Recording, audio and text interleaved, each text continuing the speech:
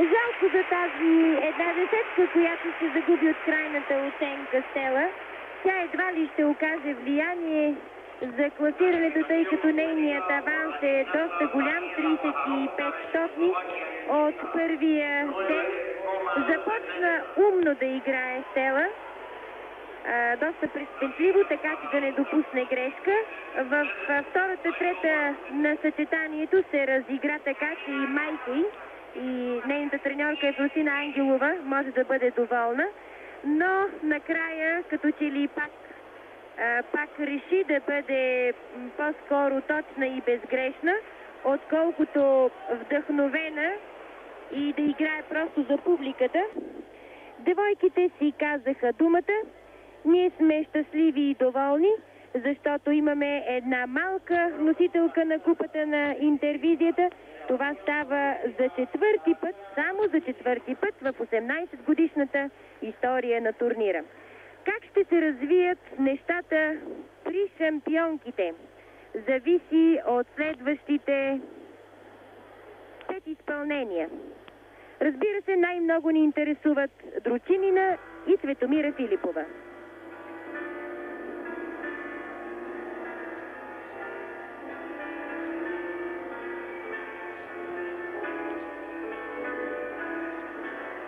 Може би това изпускане ще реши състезанието, ако Цветомира не допусне грешка.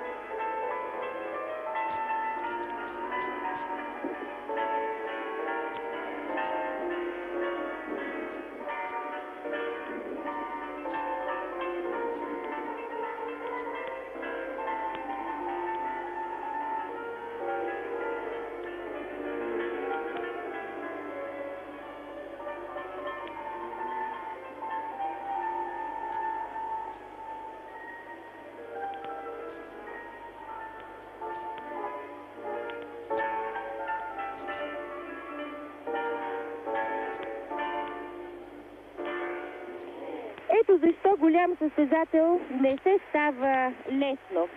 Дручинина беше в най-добра позиция от първия ден и близостта до купата, вместо да я направи по-сигурна, като че ли я разцентрова. Тя допусна грешки и в бухалките, и в лентата. Последната дума на Цветомира.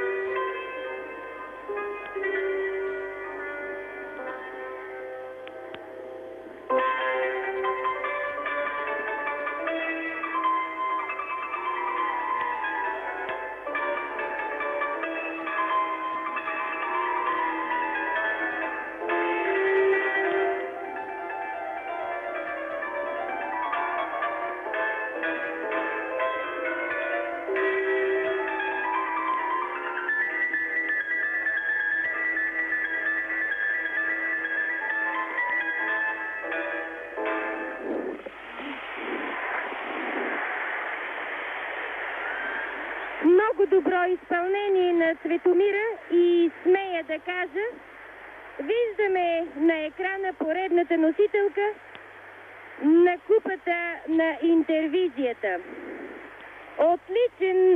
Отличен заслужава Цветомира за изпълненията си в днешния ден, за това, че игра много концентрирано, много разумно, без рискове и се умя да издържи на голямото напрежение. 9,80 получи Хайди Краузе. Очаквам, че оценката на Цветомира с лента ще бъде най-малко 9,85, но за това ще мислят Моралес, Совова, Гюрга Недялкова и Елжбета Женкович. Последното съчетание в този турнир е на Андрея Шинко от Унгария.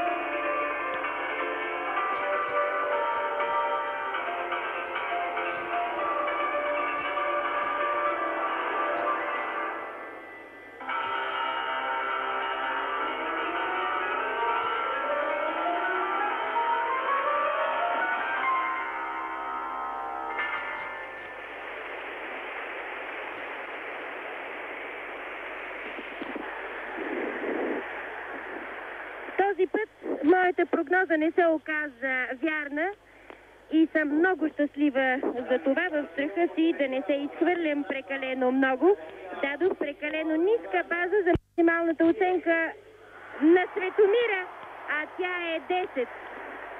Аплодисментите на публиката в момента са именно за нея.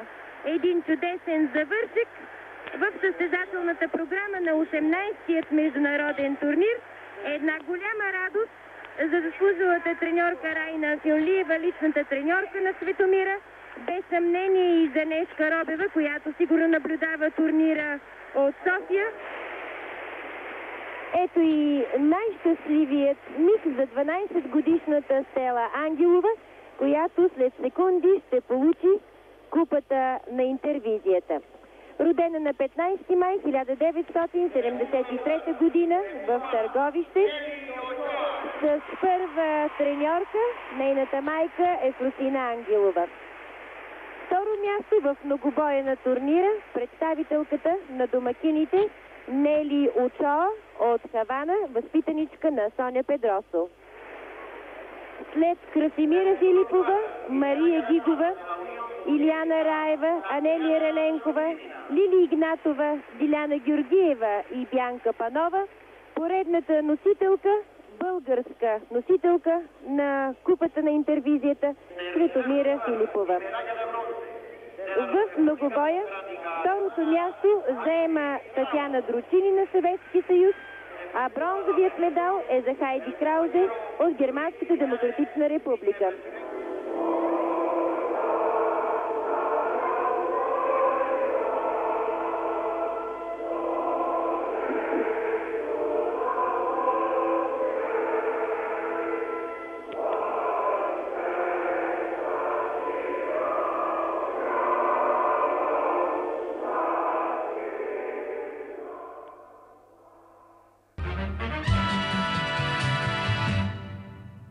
Едно великолепно представяне за Цветомира Филипова и Стела Ангелова. Бихте ли описали с няколко думи как можем да очертаем техния стил на игра? Цветомира е от Кюстендил. Там тя вече беше изявена така сред девойките. Беше носителка на 2 купи на турнира, който се провежда в Кюстендил, Кюстендилска пролет. Оттам дойде в София при Нешка Робева, включи се в групата на златните момичета и тръгна много бързо и много напред. Тя, както е позната, беше едно високо издължено момиче, хубава визия имаше и като състезателка много бързо напредна и си проби път в националния отбор. А в Хавана кубинската преса си позволя тук така по памет да цитирам. Вестник Спорт на Хавана беше написал: дали Цветомира Филипова не е дъщеря на Мария Гигова. Защото той виждаше нещо много, те са видяли там нещо много общо между играта на Мария и на Цвети, докато ние тук не го забелязахме това, нали? Това може да се види най-добре от чужди хора. Очакван ли беше успеха на Стела Ангелова при девойките и как продължи нейното развитие след турнира в Хавана? След турнира в Хавана Стела Ангелова започна едни много добри прояви да има в България, но не стигна да стане така световна или европейска шампионка. Не, тя остана тук на нивото на нашата, на България. Какъв беше духът на всички тези състезания от веригата Интервизия? Имаше ли нещо специфично в тях? Ами беше това, че искаха всички да участват в този турнир, както казах, защото там са истинските им съпернички. И този турнир беше много известен и той даде един тласък на развитието на художествената гимнастика общо в соцстрани и специално в България. И не на последно място, този турнир повиши и авторитета на българските гимнастички. Те от 19 турнира те спечелиха 13. Предстоят Олимпийски игри в Пекин през лятото. Българската художествена гимнастика отстъпи през последните години от позициите, които заемаше. Какви са вашите прогнози за турнира по художествена гимнастика от програмата на Олимпийските игри? Сега прогнози аз най-малко мога да дам, защото не съм специалистката там. Нали, треньорка и техните ръководителки. Така като ги гледам, Симона боледува доста, премина тежка операция. Елизабет малко колебливо се представи на последните състезания, но надеждата ни е в ансамбъла. Ансамбъла с Адриана Дунавска е треньорка.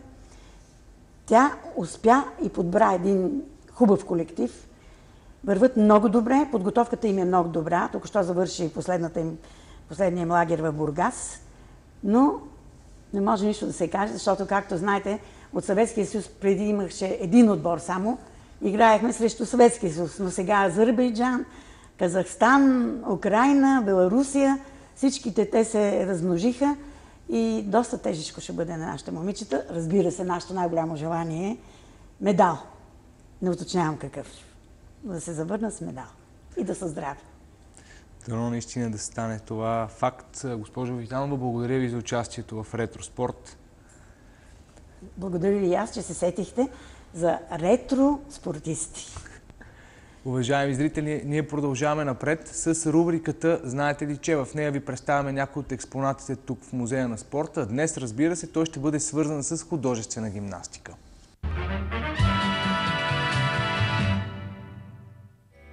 В една от витрините на Музея на спорта са изложени експонати, свързани с състезателната кариера на Мария Гигова. През 1978 година трикратната световна шампионка по художествена гимнастика дарява и така споделя някои от скъпите си спомени.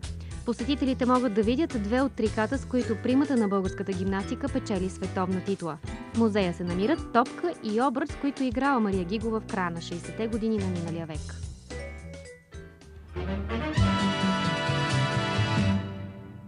Уважаеми зрители, след като видяхме най-доброто от турнира Интервизия в Хавана през 1985 година и се запознахме с историята на експонатите тук в Музея на спорта, принадлежали на примата на родната художествена гимнастика Мария Гигова, е време да се разделим. Гледайте ни следващата неделя, когато отново ще разлистим златните страници на българската спортна история. Нашият екип ви желае приятна вечер с програмата на сателитния канал ТВ България.